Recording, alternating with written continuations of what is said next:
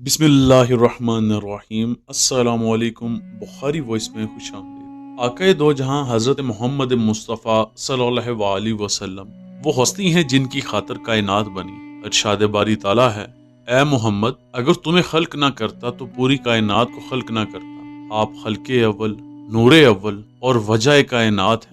حضرت جابر بن عبداللہ رضی اللہ عنہ سے روایت ہے کہ حضور صلی اللہ علیہ وسلم کا فرمان عالی شان ہے، میں تب بھی نبی تھا جب آدم کا خمیر بھی نہیں اٹھا تھا۔ حضرت جبریل علیہ السلام فرشتوں میں سے اللہ کے وہ مقرب فرشتے ہیں جو ملائکہ کے سردار اور ہر نبی پر وحی لے کر آتے رہے۔ آپ حضرت ابراہیم پر 50 دفعہ اور نبیوں میں سے سب سے زیادہ حضور صلی اللہ علیہ وسلم کی خدمت میں 12,000 دفعہ حاضر ہوئے۔ حضور کے ادب کا مقام یہ ہے کہ جب تک بارگاہ رسالت سے اجازت نہ ملتی تو آپ اندر داخل نہ ہوتے، جیسا کہ ملک الموت کے متعلق بھی روایت ہے کہ جب آپ صلی اللہ علیہ وسلم کا آخری وقت آیا تو حضرت اسرائیل علیہ السلام نے حجرے میں داخل ہونے کی اجازت چاہی، اور جب آپ نے اجازت دی تو آپ کو سلام کیا اور عرض کی، یا رسول اللہ، حکم خدا سے آپ کو ساتھ لے کر جانے کے لیے حاضر ہوا ہوں۔ حکم خدا ہے کہ اگر آپ جانا چاہیں تو میرے ساتھ جا سکتے ہیں۔ اتنے میں حضرت جبریل علیہ السلام بھی حاضر ہوئے اور عرض کی، یا رسول اللہ، اگر آپ جانا چاہیں تو ہمارے ساتھ چل سکتے ہیں۔ حضور نے فرمایا کہ جبریل تم کیا کہتے ہو؟ حضرت جبریل نے عرض کی، یا رسول اللہ،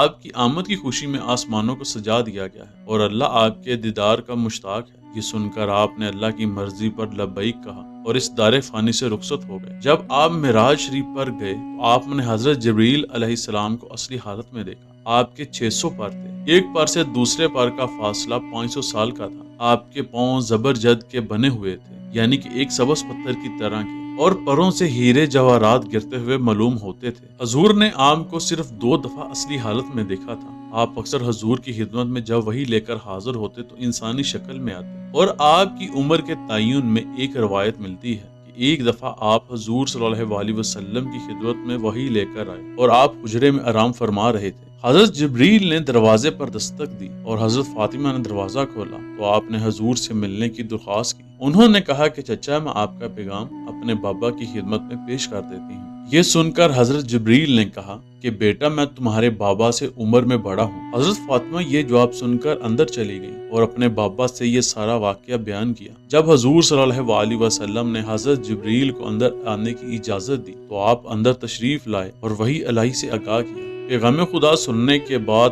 حضور نے حضرت جبریل سے فرمایا، اے جبریل، تمہاری عمر کتنی ہے؟ یہ سن کر حضرت جبریل نے عرض کی، یا رسول اللہ، مجھے اپنی عمر کا کچھ خاص تو معلوم نہیں، لیکن جب اللہ نے مجھے خلق کیا تو اللہ کے عجائبات میں سے چوتھے آسمان پر نور کا ایک ستارہ 70,000 سال بعد چمکتا تھا، اور میں نے وہ ستارہ 70,000 مرتبہ ہی دیکھا ہے۔ آپ نے فرمایا، جبریل، اگر تم اس نور کو دیکھو تو کیا پہچان لوگے؟ حضرت جبریل نے عرض کی، کیوں نہیں یا رسول اللہ، جس سے میں نے اپنی عمر کا تعین کیا ہے اس نور کو کیوں نہ پہچانوں گا؟ آپ نے یہ سن کر اپنا امامہ شریف پیشانی سے اٹھایا۔ امامہ شریف اٹھانے کی دیر تھی کہ پیشانی سے ایک نور سا چمکا، اور آپ نے فرمایا، جبریل، کیا وہ یہی نور تھا؟ حضرت جبریل حیران ہوئے اور عرض کی، یا رسول اللہ، وہ یہی نور تھا۔ اس حوالے سے حضرت جابر بن عبداللہ کی روایت بھی صحیح معلوم ہوتی ہے، جو کہ اوپر بیان ہو چکی۔ ایک اور روایت میں ہے کہ جب اللہ نے آدم کو خلق کیا تو آپ کی نظر پانچتن پاک کے نور پر پڑی، جو کہ اللہ کے عجائبات میں ستاروں کی شکل میں چمکتے تھے۔